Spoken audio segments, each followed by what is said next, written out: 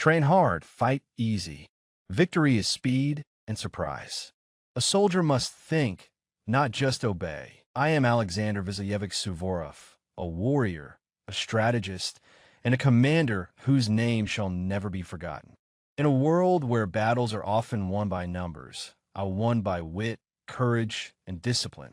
They call me the undefeated general, for I have never known defeat in battle. My sword has cleaved through the ranks of the Ottomans, the Poles, and the French, and my leadership has raised the Russian army to glory. This is my tale. I was born in 1730, though some say 1729, in the time of the great Russian Empire under Empress Anna.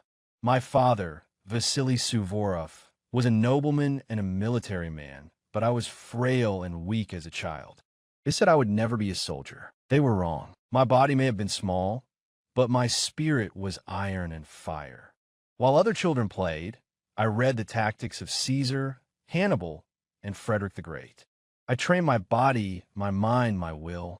I ran barefoot through the snow to harden myself, sparred with wooden weapons, and learned from the stories of great generals. I was determined to prove that my size did not define my strength. By the time I was a youth, I was no longer weak. I was ready for battle. At 17, I joined the army. I started not as a noble officer, but as a soldier, learning the life of the common warrior. I ate their bread. I marched their miles. I suffered their wounds. I understood the heart of a soldier, and this made me the leader I would become. My first taste of war came in the 7 Years' War. Europe was aflame, and Russia stood against Prussia and its king, Frederick the Great. The world called him a genius. I saw him as a worthy enemy. I fought in skirmishes, leading small groups in lightning-fast attacks. I struck before the enemy could react, using speed instead of brute force. I learned that surprise and mobility win battles, not numbers.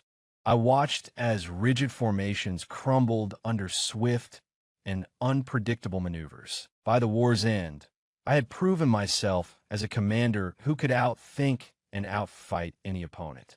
The lessons I learned here would become the foundation of my strategies. The Ottoman Empire was mighty, but its armies moved slowly, bound by old tactics.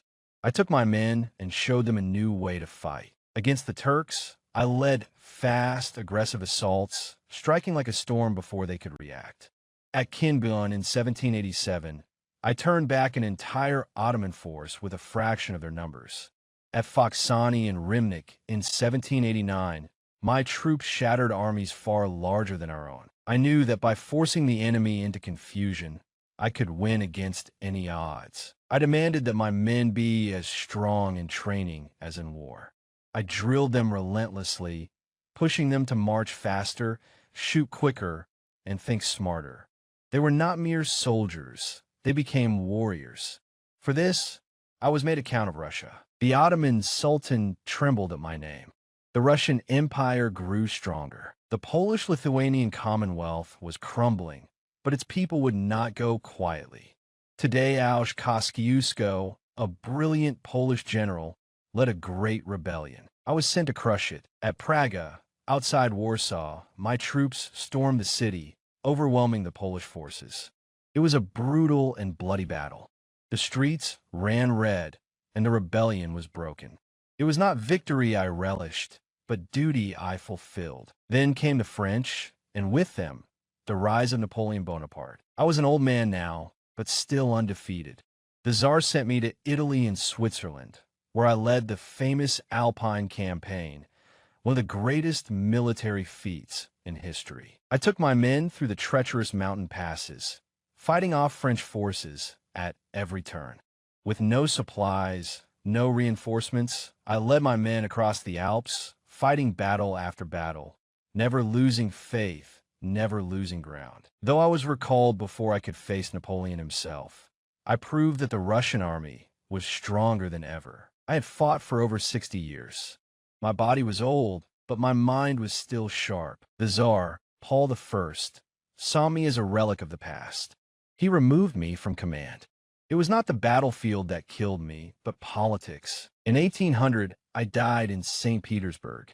My soldiers wept, for they knew Russia had lost its greatest general. I was never defeated. Not once. I took peasants and turned them into warriors. I taught them to think, to move, to fight like no army before. I proved that discipline, intelligence, and speed could triumph over any enemy. Even Napoleon, the great conqueror, spoke of me with respect. He called me one of the great captains of history. I am Suvorov. My name will never die. For as long as war exists, my tactics, my lessons, and my victories shall live on. Perish yourself, but save your comrade. Victory is where the strong dare. A bullet is a fool, but a bayonet is wise.